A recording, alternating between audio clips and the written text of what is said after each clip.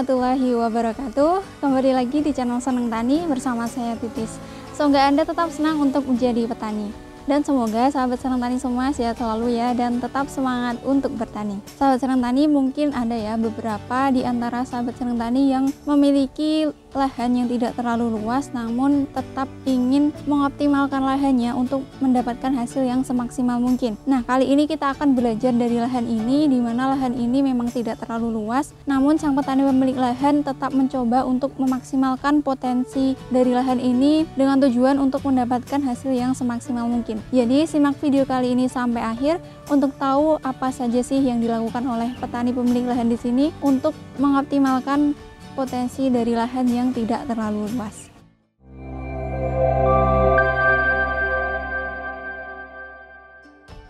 Oke, sahabat Seneng Tani semua, pada kesempatan kali ini saya sedang berada di lahan cabai miliknya Mas Afan, tepatnya di Desa Banyudono, Kecamatan Dukun, Kabupaten Magelang. Nah, di sini untuk luasan lahannya ini terbilang tidak terlalu luas, namun Mas Afan ini tetap berupaya untuk bagaimana caranya bisa mengoptimalkan potensi yang ada di lahan ini untuk mendapatkan hasil yang semaksimal mungkin. Nah, namun sebelum kita membahas mengenai bagaimana cara untuk mengoptimalkan potensi lahan tersebut, saya akan mencoba menjelaskan terlebih dahulu bagaimana kondisi dari lahan ini. Jadi ini merupakan lahan baru yang dulunya ini ditanami dengan padi dan baru kali ini ditanami dengan cabai. Kemudian untuk jumlah populasi di lahan ini adalah sekitar 4.400 tanaman dengan jumlah lubang tanam sekitar 2.200 dan masing-masing lubang tanam ini diisi oleh 2 tanaman. Jadi total populasinya ada sekitar 4.400 tanaman. Dan di sini Mas Afan ini menanam varietas cabai absolut 69. Nah, jadi sebenarnya bagaimana sih cara yang dilakukan oleh Mas Afan di sini untuk mengoptimalkan lahan yang tidak terlalu luas ini? Jadi yang pertama adalah mengenai pembuatan bedengan. Nah, di sini Mas Afan ini membuat bedengan yang sebenarnya tidak terlalu lebar, namun untuk ketinggiannya ini cukup tinggi. Jadi tinggi bedengan adalah sekitar 70 cm dengan lebar sekitar 120 cm. Kemudian untuk ukuran dari bedengan mentahannya adalah sekitar 175 cm. Jadi tidak ada 2 meter. Kemudian dibuat bedengan dengan tinggi sekitar 70 cm dengan lebar sekitar 120 cm, dan jarak antar bedengan ini juga terbilang lumayan sempit, sekitar 1 meter. Kemudian selain itu untuk lebih mengoptimalkan panjang bedengan, di sini Mas Afan ini bahkan menghilangkan pematang sawah di bagian pertengahan lahan. Jadi karena lahannya ini ada yang bagian atas, kemudian ada juga yang di bagian bawah, dan untuk pematang sawahnya di bagian tengah ini sengaja beliau hilangkan untuk lebih memanjangkan bedengannya. Nah, ini bisa menjadi salah satu cara untuk mengoptimalkan lahan yang tidak terlalu luas dengan pembuatan bedengan yang tidak terlalu lebar, namun tetap diusahakan untuk bedengan ini tinggi. Jadi walaupun bedengannya tidak terlalu lebar, karena bedengannya tinggi, jadi otomatis akar tanaman ini tetap bisa lebih leluasa dalam pertumbuhannya dan juga lebih leluasa untuk menyerap air dan juga nutrisi di dalam tanah. Kemudian ukuran bedengan yang tinggi ini juga memiliki banyak sekali keuntungan. Jadi selain dari akar yang lebih leluasa dalam menyerap air dan juga nutrisi, ukuran bedengan yang tinggi ini juga bisa mencegah dampak buruk yang ditimbulkan dari genangan air.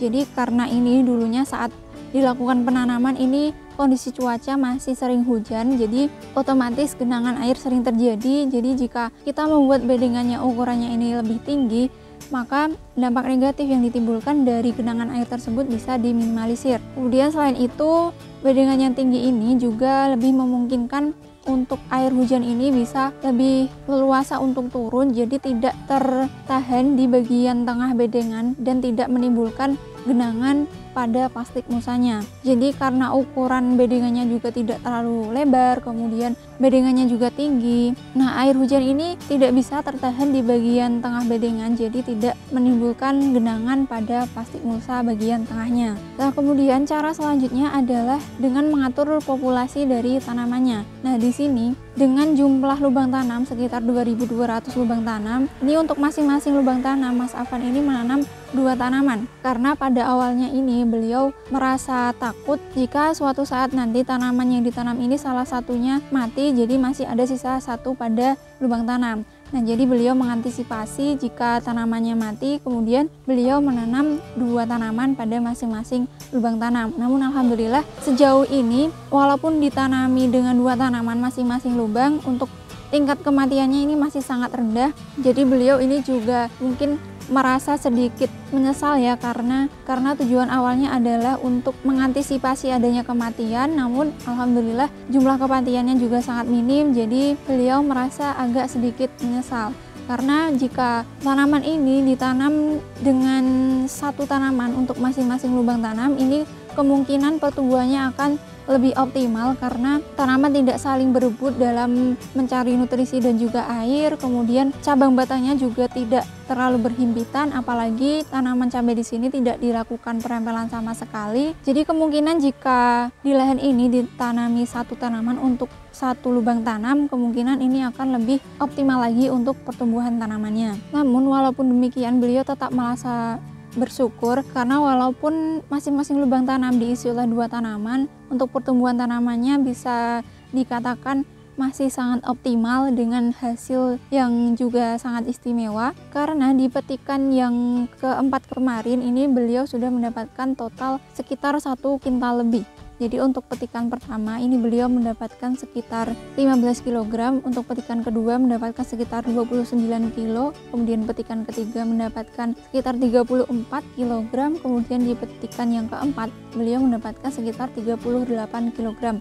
Jadi walaupun masing-masing lubang tanam ini diisi oleh 2 tanaman, beliau tetap merasa sangat puas dengan produktivitas tanaman di lahan ini. Nah, namun ada beberapa hal yang perlu diantisipasi oleh sahabat Seneng Tani semua jika ingin menanam cabai 2 tanaman untuk masing-masing lubang tanam. Jadi karena tanaman saling berhimpitan, ini otomatis kelembapan di sekitar tanaman juga akan semakin meningkat, di mana kelembapan yang meningkat ini juga akan bisa memacu pertumbuhan patogen terutama jamur. Kemudian karena tanaman yang saling berhimpitan ini akan memungkinkan akarnya untuk saling berebut dalam mendapatkan nutrisi dan juga air yang ada di dalam tanah. Jadi jika kita ingin mengoptimalkan populasi dengan cara menanam 2 tanaman untuk masing-masing lubang tanam, ini kita bisa tetap mengoptimalkan asupan nutrisi yang diberikan oleh tanaman. Jadi otomatis kebutuhan nutrisi dari tanaman ini bisa tetap terpenuhi dengan baik. Nah, kemudian untuk lebih bisa mengantisipasi kelembapan yang tinggi di sekitar tanaman, sahabat Seneng Tani jangan lupa untuk tetap melakukan perempelan atau pemotongan tunas air, karena dengan pemotongan tunas air tersebut otomatis bisa lebih mengurangi kelembapan, kemudian bisa juga untuk mengoptimalkan buah yang dihasilkan. Nah, kemudian berbicara mengenai bagaimana sih perawatan yang dilakukan oleh Mas Afan di sini untuk mengoptimalkan potensi dari lahan ini. Jadi untuk pupuk dasar ini beliau menggunakan pupuk Ponska sebanyak 75 kg, kemudian pupuk kandang kotoran kambing juga sebanyak 75 kg, di mana jumlah pupuk ini menurut kami termasuk hemat untuk penggunaannya. Dan jangan lupa untuk sahabat Seneng Tani semua, jika ingin mengaplikasikan pupuk kandang, pastikan pupuk kandang tersebut sudah terfermentasi dengan baik. Jadi kedepannya pupuk kandang tersebut tidak menimbulkan dampak buruk bagi tanaman itu sendiri. Nah, kemudian beralih mengenai pengocoran yang dilakukan oleh Mas Afan. Di sini untuk pengocorannya baru dilakukan 2 kali, padahal tanaman di sini sudah petik yang keempat. Untuk pengocoran yang pertama, ini saat tanaman berumur sekitar 2 minggu, dikocor dengan pupuk NPK Mutiara sebanyak 1 genggam untuk 10 liter air dan ditambahkan dengan 1 sendok Ultradap. Dan untuk pengocoran yang kedua ini dilakukan saat tanaman berumur sekitar 70 hari setelah tanam dengan pupuk yang masih sama. Nah, kemudian untuk penyempraian di sini dilakukan penyempraian pupuk daun Mordenfol, kemudian di rolling dengan Gandasil D. Untuk penyempraian ini dilakukan 5 hari sekali. Kemudian saat tanaman mulai memasuki fase generatif, ini beliau mulai mengganti pupuk untuk spraynya dengan menggunakan pupuk buah Kalinet. Dan untuk penyepraian Kalinet ini beliau lakukan dengan menggunakan dosis 3 tutup botol untuk penyemprotan pertama, kemudian untuk penyemprotan selanjutnya menggunakan dosis 2 tutup. Begitu juga seterusnya, jadi untuk dosisnya ini diselang-seling 3 tutup botol, kemudian di penyemprotan selanjutnya 2 tutup botol. Nah, tips-tips pemberian pupuk dan juga penyempraian tadi mungkin bisa dicontoh oleh sahabat Senang Tani semua, karena dari perawatan yang dilakukan oleh Mas Afan di sini beliau juga berupaya untuk meminimalisir biaya yang dikeluarkan, namun tetap bisa mendapatkan hasil yang memuaskan. Jadi beliau menyesuaikan kebutuhan dari tanaman itu sendiri, seperti saat fase generatif beliau menggunakan pupuk daun Mordenfol di rolling dengan Ganhasil D. Ini tentunya tujuannya adalah untuk lebih mengoptimalkan pertumbuhan vegetatif tanaman, karena dari Mordenfol tadi kandungan utamanya adalah fosfat. Kemudian dari pupuk Ganhasil ini juga ada kandungan NPK-nya. Jadi beliau menyesuaikan dengan pertumbuhan tanaman itu supaya pertumbuhan vegetatif tanaman ini bisa tetap optimal. Kemudian saat memasuki fase generatif beliau mulai menggunakan pupuk buah Kalinet. Tentunya tujuan utamanya adalah untuk merangsang pembentukan bunga dan juga pembentukan buah. Jadi karena pupuk buah Kalinet ini kandungannya adalah kalium, fosfat, dan juga boron, di mana kalium ini berperan dalam pengangkutan karbohidrat ke seluruh bagian tanaman, terutama dibutuhkan saat tanaman memasuki fase generatif adalah untuk pembentukan buah. Kemudian dari kandungan fosfatnya adalah selain untuk merangsang pembungaan, ini juga bisa memperbesar persentase dari bunga ini untuk menjadi buah. Kemudian selain itu juga bisa mencegah kerontokan dari buah. Jadi untuk fase generatif ini beliau sudah mempercayakan kepada pupuk buah Kalinet ini dan hasilnya alhamdulillah sangat memuaskan.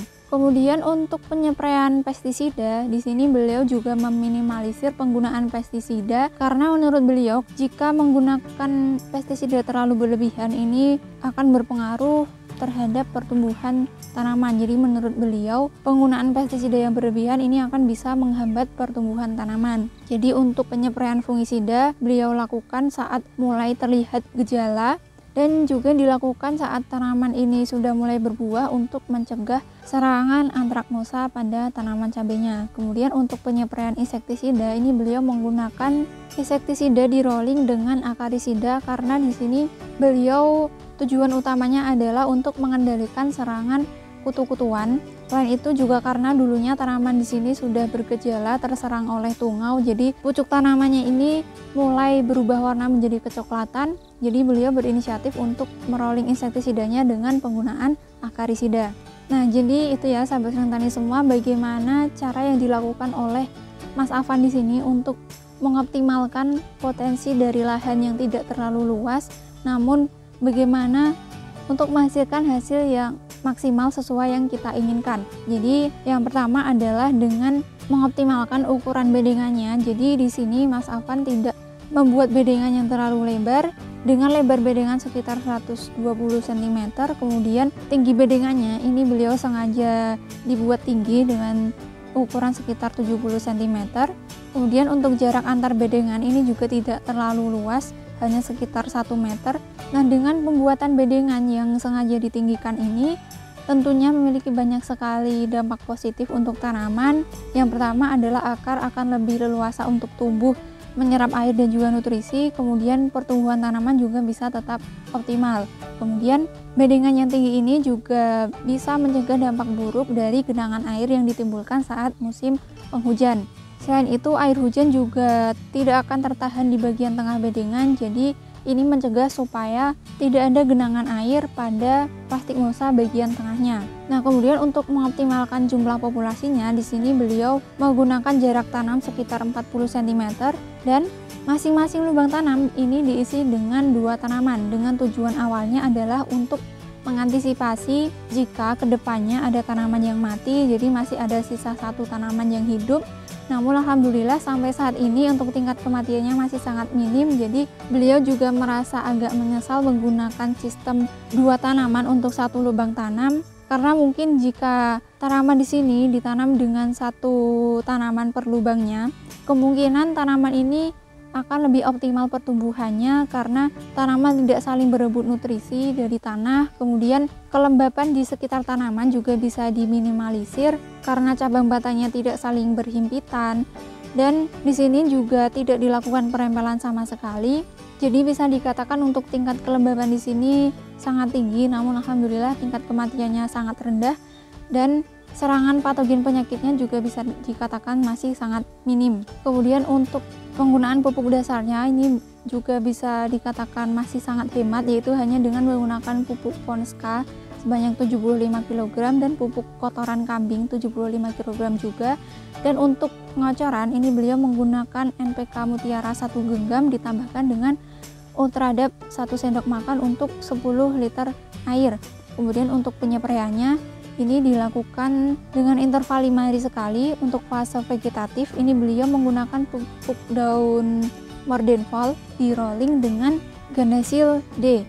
Saat tanaman memasuki fase generatif ini beliau mengganti pupuknya dengan pupuk buah Kalinet dengan dosis di penyemprotan pertama menggunakan 3 tutup botol, kemudian di penyemprotan selanjutnya menggunakan 2 tutup botol. Kemudian untuk penggunaan pestisida ini beliau juga menyesuaikan dengan keadaan tanaman itu sendiri.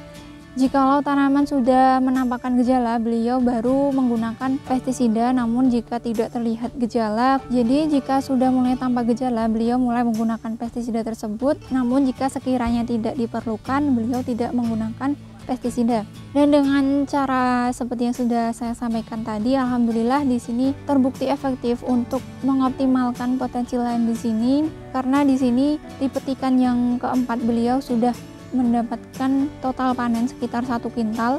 Dan tentunya ini juga tidak lepas dari pemilihan varietas yang tepat, karena di sini Mas Afan ini menanam varietas Absolut 69 di mana produktivitasnya juga sudah tidak diragukan lagi dan sudah banyak dibuktikan oleh petani yang lain dan memang sangat memuaskan. Oke, mungkin itu saja yang bisa kami sampaikan pada kesempatan kali ini. Semoga bermanfaat untuk sahabat Senang Tani semua, dan jika dirasa bermanfaat silahkan di-share ke teman-teman yang lain. Jangan lupa like, komen, dan subscribe supaya tidak ketinggalan informasi dari kami selanjutnya. Terima kasih sudah menyaksikan video kami. Sampai jumpa di video-video kami selanjutnya.